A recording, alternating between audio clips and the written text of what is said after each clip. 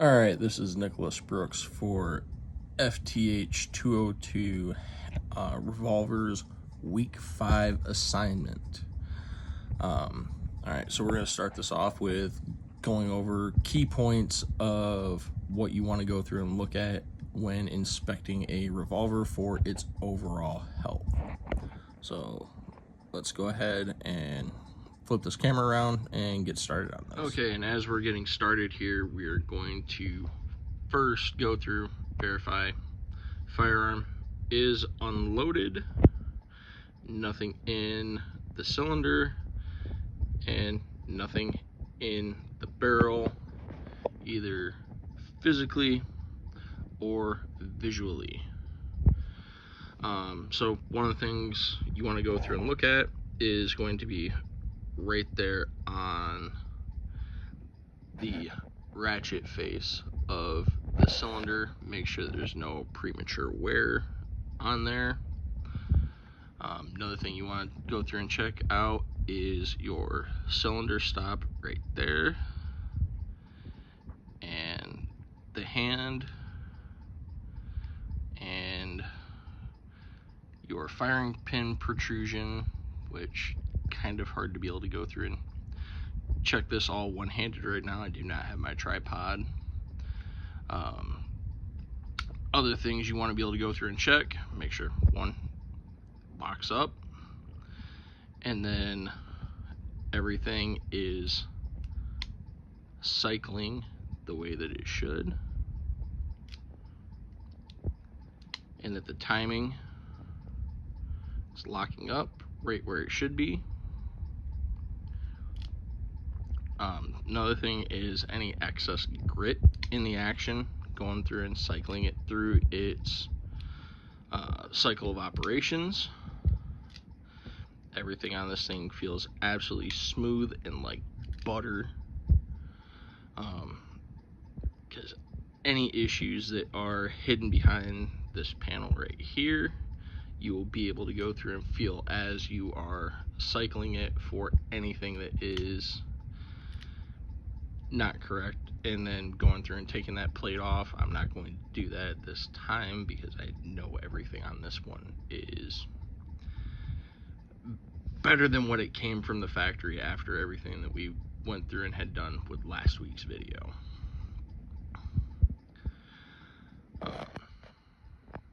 Okay, so 10 lessons I learned about going through and working on these platforms. There was a lot.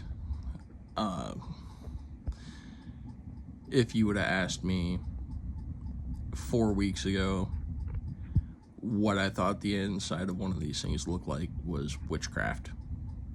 To me, it was kind of like going through and dealing with an automatic transmission in a car. Didn't know, didn't want to know. And now that I've gone through and taken this thing apart several times, there was a lot of learning done really quickly. The little springs that are in this particular firearm, having them try to shoot out,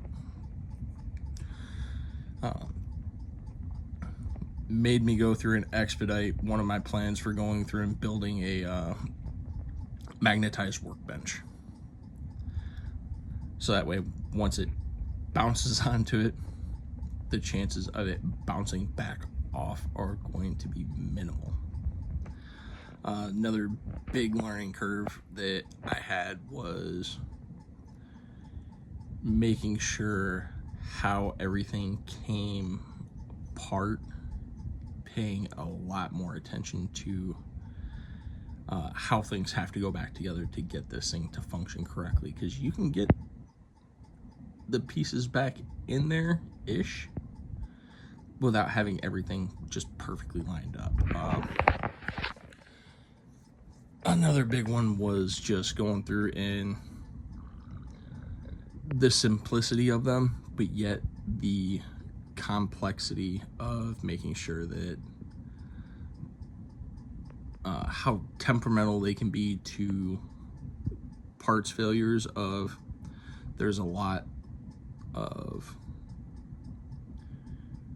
things in these that have to be working perfectly all the time. mainly things like your hand and the ratchet face on the cylinder. Those are so critical to making sure that this thing runs smoothly. Another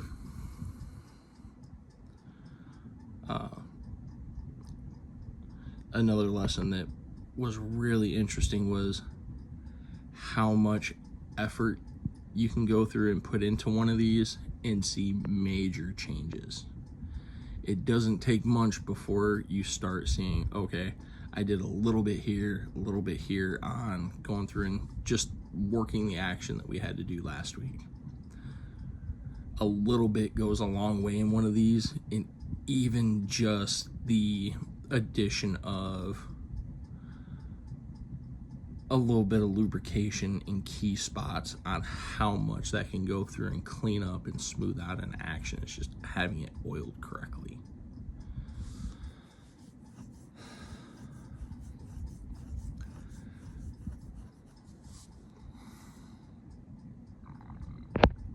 Okay, so one of the unique features of the double action revolver that I feel is really important to the performance of them nowadays is the addition of the transfer bar safety, especially with the trigger work that I had done on this platform.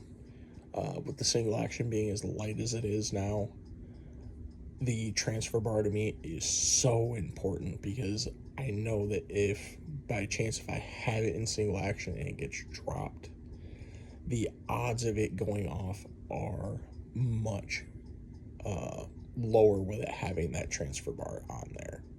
So to me, that is one of the most important improvements that has been made to the double action revolver platform. There's a lot of things that have been improved on them over the years, but to me that is the biggest one that really sticks out to my mind, because that just makes being able to carry this thing so much more safer. And previously, I had the only revolver I've ever owned was a single action revolver that didn't have a transfer bar, didn't even have a safety. So having that, I can go through and it just gives so much more peace of mind. And just, yeah, it makes the performance aspect of it a little bit more complicated with going through and doing assembly, disassembly, but I would rather deal with that little bit of headache versus not having that there and having done the work that I have done on this. Overall, last video for this class. Hope everybody enjoys going through this.